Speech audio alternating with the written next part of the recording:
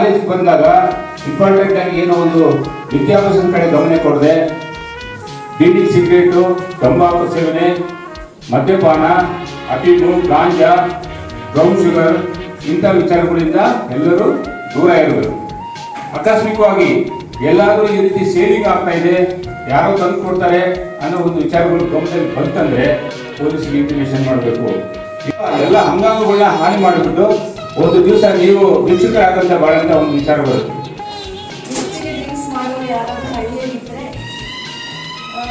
ಅವರಿಗೆ ಹತ್ತಿರದಲ್ಲಿ ಸಿಗುವಂಥ ಚಿಕ್ಕ ಚಿಕ್ಕ ಅಂಗಡಿಗಳಲ್ಲೆಲ್ಲ ಮಾರಾಟ ಮಾಡ್ತಾರೆ, ಅಂಗಡಿಗಳಲ್ಲೆಲ್ಲ.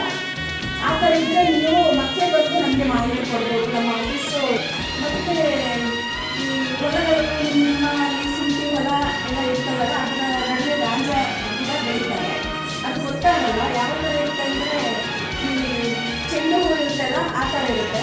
ಆ ಸುತ್ತು ಒಣಗಿಸ್ಬಿಟ್ಟು ಅದನ್ನು. ಸೊ ನಮ್ಗಳಲ್ಲೂ ಅಷ್ಟೇ ಎರಡು ರೀತಿಯ ಮನಸ್ಸಿರುತ್ತೆ. ಅದು ಒಂದು ಮನಸ್ಸು ಕೆಟ್ಟದಕ್ಕೆ ಯಾವಾಗಲೂ ಪ್ರಚೋದನೆ ಕೊಡ್ತಾ ಇರುತ್ತೆ. ಆದರೆ ಈ ನಾವಿರುವ ವಾತಾವರಣ, ಸಂದರ್ಭ, ಸನ್ನಿವೇಶದಲ್ಲಿ ಎದುರ್ಕೊಂಡು ಒಳ್ಳೆಯದನ್ನಷ್ಟೇ ಮಾಡ್ತಾ ಹೋಗ್ತಾ ಇರ್ತೀವಿ. ಆದರೆ ಆ ಒಳ್ಳೆಯ ಮನಸ್ಸು ಏನಿದೆ ಅದು ಯಾವಾಗಲೂ ಡಾಮಿನೇಟ್ ಮಾಡಿಕೊಂಡು ಕೆಟ್ಟ ಮನಸ್ಸನ್ನು ಹತೋಟಿಯಲ್ಲಿ ಅದುಮಿ ಇಡ್ತಾನೇ ಬರಬೇಕು. ಇವತ್ತಿನ ಕಾಲದಲ್ಲಿ ಏನಾಗಿದೆ ಅಂತಂದರೆ, ಒಂದು ಕಾಲದಲ್ಲಿ ಮಾತೃಕ್ಕೆ ಹೋಗುವ, ಪಿತೃಕ್ಕೆ ಹೋಗುವ, ಆಚಾರ್ಯರಿಗೆ ಹೋಗುವ ಅಂತ ಹೇಳ್ಬೋದು. ನಮ್ಮ ನಡುವೆ ಒಂದು ಮೊಬೈಲ್ಗೆ ಹೋಗುವುದು, ಅದು ಒಬ್ಬ ಶಿಕ್ಷಕನಿಗಿಂತ ಉತ್ತಮವಾಗಿ, ಒಬ್ಬ ಪೋಷಕನಿಗಿಂತಲೂ ಉತ್ತಮವಾಗಿ ಕೆಟ್ಟದನ್ನು ತುಂಬ ಚೆನ್ನಾಗಿ ಹೇಳ್ಕೊಡ್ತಾ ಇದೆ. ಅದನ್ನು ನೀವು ನಿಮ್ಮ ಲೈಬ್ರರಿಯಲ್ಲಿ ಕಾಲ ಕಳೆಯೋದಕ್ಕಿಂತ ಹೆಚ್ಚು, ನಿಮ್ಮ ಅಪ್ಪ ಅಮ್ಮ ಹೇಳೋದನ್ನ ಕೇಳಿಸ್ಕೊಳ್ಳೋದಕ್ಕಿಂತ ಹೆಚ್ಚು, ನಿಮ್ಮ ಆತ್ಮೀಯ ಸ್ನೇಹಿತನಿಗೆ ನೀವು ಕೊಡಬೇಕಾದ ಸಮಯಕ್ಕಿಂತ ಹೆಚ್ಚಿನ ಸಮಯವನ್ನು ಆ ಮೊಬೈಲ್ಗೆ ಕೊಟ್ಟು ಅವನು ಕಲಿಸ್ತಿರುವಂತಹ ಕೆಟ್ಟದನ್ನು ಆರಾಮಾಗಿ ನಡೀತಾ ಇದ್ದೀವಿ.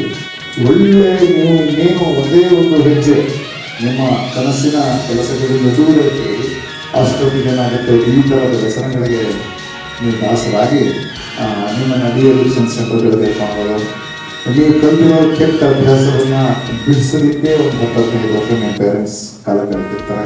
ಅಷ್ಟೊತ್ತಿಗೆ ಜೀವನ ಎಲ್ಲ ಮುಗಿದೋಗಿರುತ್ತೆ. ಸರಿ ಹೇಳೋದಾಗಿ ಅಡಿಕ್ಷನ್ ಈಸ್ ಅನ್ ಅಡಿಕ್ಷನ್. ನೀನು ದಾಸನಾದ್ಮೇಲೆ ಅದಕ್ಕೆ ನೀನು ಎಷ್ಟೇ ಎತ್ತರಕ್ಕೆ ಬೆಳೆದಿದ್ರು ಅಲ್ಲಿಂದ ಸೀದಾ ನೆಲಕ್ಕೆ ಬಂದುಬಿಡಲಿಕ್ಕೆ ಜಾಸ್ತಿ ಟೈಮ್ ತಗೋಲ್ಲ.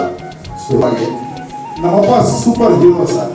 ನನ್ನ ಪಾಲಿಗೆ ನಮ್ಮಪ್ಪ ಸೂಪರ್ ಹೀರೋ ಅನ್ನೋದೇ ಇದೆ. ಸೂಪರ್. ಈಗ ಸರ್ ಮಾತಾಡ್ತಾ ಸಬ್ ಇನ್ಸ್ಪೆಕ್ಟರ್ ಹೇಳಿದ್ರು, ಎಷ್ಟು ಜನ ಪೇರೆಂಟ್ಸು ಬೀಡಿ ಸೇರ್ತಾರೆ, ಸಿಗರೇಟ್ ಸೇರ್ತಾರೆ, ಎಣ್ಣೆ ಹಾಕ್ತಾರೆ ಕೈ.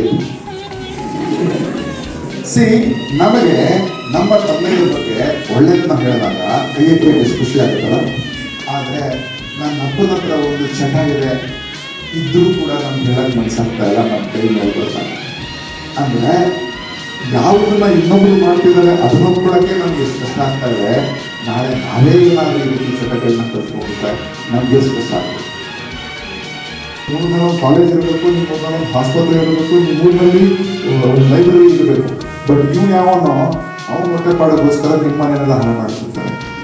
ನಮ್ಮ ಪರಿಸರವನ್ನು, ನಮ್ಮ ಸುತ್ತಮುತ್ತಲನ್ನು ತುಂಬ ಅಸಹ್ಯ ರೀತಿಯಲ್ಲಿ ಮಾಡಿಕೊಂಡು ಸಮಾಜಕ್ಕೂ ನಾನೊಂದು ಸಮಸ್ಯೆಯಾಗಿಟ್ಕೊಂಡು, ಪೊಲೀಸರಿಗೂ ಇನ್ನೊಂದು ಸಮಸ್ಯೆಯಾಗಿಟ್ಕೊಂಡು, ನಿಮ್ಮ ಅಪ್ಪ ಅಮ್ಮಂದಿರಿಗೂ ಇನ್ನೊಂದು ಸಮಸ್ಯೆಯಾಗಿಟ್ಕೊಂಡು, ನಿನ್ನ ಜೀವನ ಯಾರಿಗೂ ಬೇಡವಾದ ಜೀವನ ಮಾಡ್ಕೊಳ್ಳೋದು. ನಾಳೆ ಒಂದು ದಿನ ನೀವು ಕೂಡ ಈ ಪ್ಲೇಸ್ನಲ್ಲಿ ಕೂತ್ಕೊಂಡು ನೋಡಿ, ಪ್ರತಿಯೊಬ್ಬರಿಗೂ ಸನ್ಮಾನ ಆಗ್ತಾ ಇದೆ.